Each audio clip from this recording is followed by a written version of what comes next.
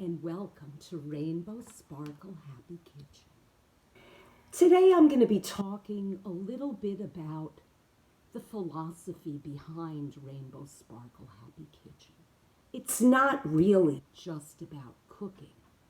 Rainbow Sparkle Happy Kitchen is where things are often reflective and there aren't many rules. And so I'm going to just talk about some of my preferences and what I plan on doing and my kitchen philosophies and all those other things. I want to start out by saying that this afternoon I went to Target with a good friend, and it was a very exciting trip. But I was a little bit disappointed, after hearing everybody grumble and complain about how boneheaded everybody's being and all the stupid things they're doing with putting their masks on wrong and breathing on each other and sneezing on each other and grabbing each other in places they don't want to be, whatever, all those things. I've got to say, I was looking forward to seriously judging people and their social distancing skills. I was immensely disappointed. Every single person that I encountered was courteous and nice and kind. So I hope that reassures some of you who are thinking that it's a jungle out there. Yes, it's a jungle out there, and be smart and look after yourself and protect yourself. But know that people are people and they're trying hard and they're doing the best. So while I was at Target, I thought I'd look at makeup because of this show, I'm just using way more than I would normally use. And I was quite surprised to see that their makeup stock was seriously depleted. I will try and insert a little clip that I took at Target. You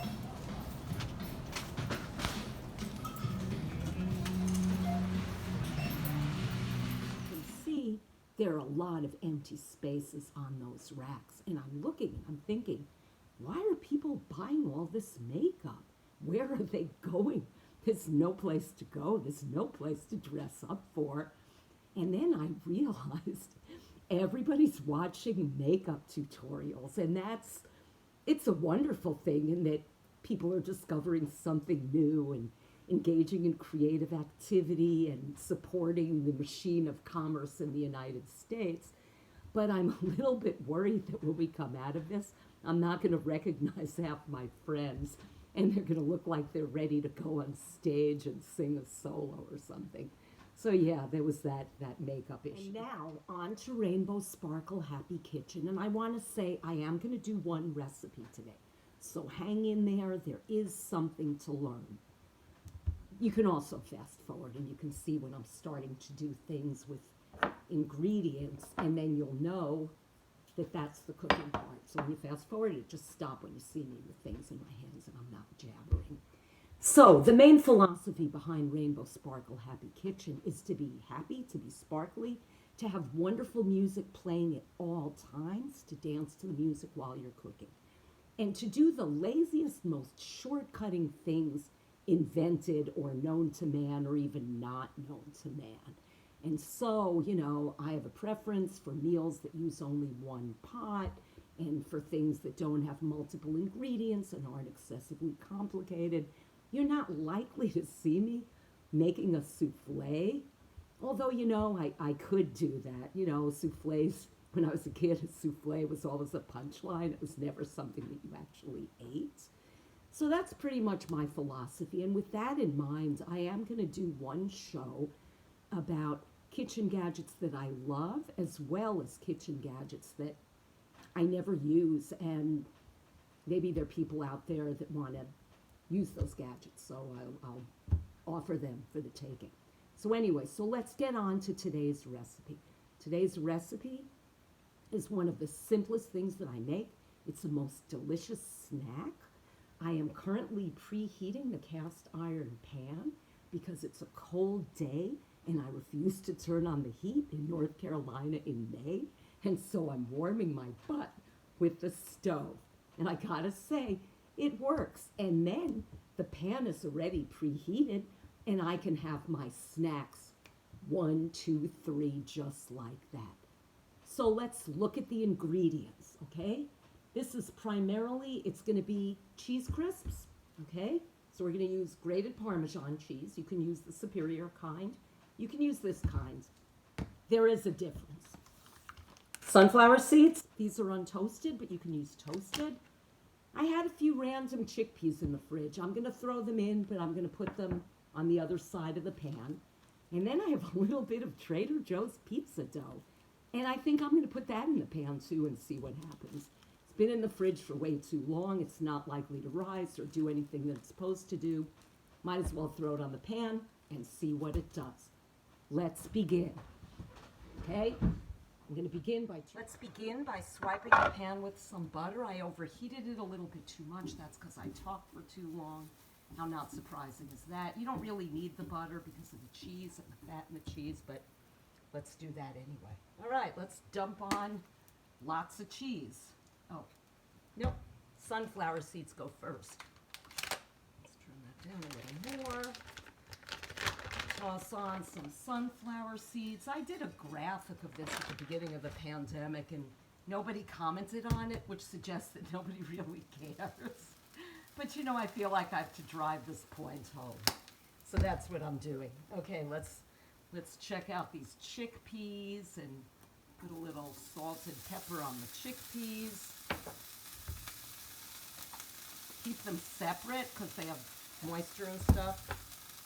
And you could do fancier things, but again, Rainbow Sparkle Happy Kitchen is minimalist. We don't, yeah, nothing's too serious or too fancy or doesn't matter. Okay, here we go. I'm going to roll this into little balls. This is the pizza dough from Trader Joe's. Let's see what that does. It's very sticky. This is not, they discontinued the whole wheat dough, and that makes me very unhappy. That was one of my favorites. Okay, can you see that the cheese is getting brown around the edges? It took me 20 minutes to get the camera set up. I'm not moving it. All right, I'll pick up the pan. You see that? So you want it to get you want it to get brown all over so it becomes one piece with a lot of crumbs around it. And I probably should have put down a little bit more cheese. Let's see what these dough things are doing other than sticking to the pan. All right, and we'll just, move everything around a little bit, break this up. Okay, this is getting boring. Let's kind of move it around a little. You can use any kind of seeds with this. You can even probably put in some breadcrumbs. The idea is just to get the cheese melted, to have the bits of cheese close enough together that they form a solid mass. And the chickpeas are just, I think they taste better roasted. I think everything tastes better roasted. See what the dough is doing. It did get brown. It did not get cooked. And it's ridiculously sticky. All right, let's flip that over. Let's flip that over. Now let's see. I'm not a patient person. Okay, I'm going to shut this off. I'll turn it on. So it's probably best to have the clean spatula on hand so that you don't have to waste time fishing around in the kitchen sink, looking for the dirty spatula and letting the cheese burn. Okay, I'm going to leave this on warm in hopes that something will happen to those little garlic knots or wherever they're going to be. And so here you go. This is a solid mass of yummy, salty, fatty cheese. And you can use this as a topping. You can eat it as is. It's just another good way to increase your salt and fat intake. Thank you. Have a sparkly evening. I forgot. I'm eating the chickpeas right now. They're really good. I put on too much salt, but that's okay. I'm not complaining. This could be a little bit more solid. It is very pretty. Look at that. And you can look for different shapes. I'll bet you if you looked hard enough, you could find the Virgin Mary in there, or maybe even Jesus. It's something to strive for during these pandemic times. I'm going to get the Cheese Council to sponsor my next episode. And once again, have a sparkly evening. And I'm going to try one more thing. I'm going to cover my hands in flour. Okay? Then I'm going to roll this little bit of dough into a small ball-like shape. You know what? Actually, I'm going to roll it in the flour. And then I'm going to stick some sunflower seeds in here and roll it in that. There you go. Let's see how that works. Let's try that. I'll bet that's going to be really good. You know, and better than that would be if I threw a little cheese into that mixture. Now we're cooking with gas, so to speak. Not the unpleasant kind. The kind that moves things more quickly and suggests that you're really on the ball. Which isn't always the case, but hey, one can hope, right? All right, roll it up into a ball. Roll it through the cheese and the sunflower seeds. Smush it down. And throw it on the pan and see what happens. I'm going to put a little more butter in the pan because I have that flour there, and flour sometimes does those things in pans. I always do it sloppily. That's how I roll. Try a little more of this, a little more of the cheese, and then, oh goodness, no, put that back in. Very sanitary. Oh my goodness. Nobody's ever going to eat my stuff at potlucks anymore. All right, whatever. The truth is out. I hope I'm not horrifying people. I'm a very sloppy cook. But in my own defense, I will say I've never killed anybody, and I don't even think I've ever made anybody sick. So that must say something, right? Yeah, that has some meaning. All right, let's see what happens to these. I'm hoping that they might come out like English muffins or something, you know, or like pita with seasoning on them. Yeah, you really can't see much. I did not work hard in this camera angle. All right, once again, I'm going to turn it off and I'll turn it back on again when I take these off.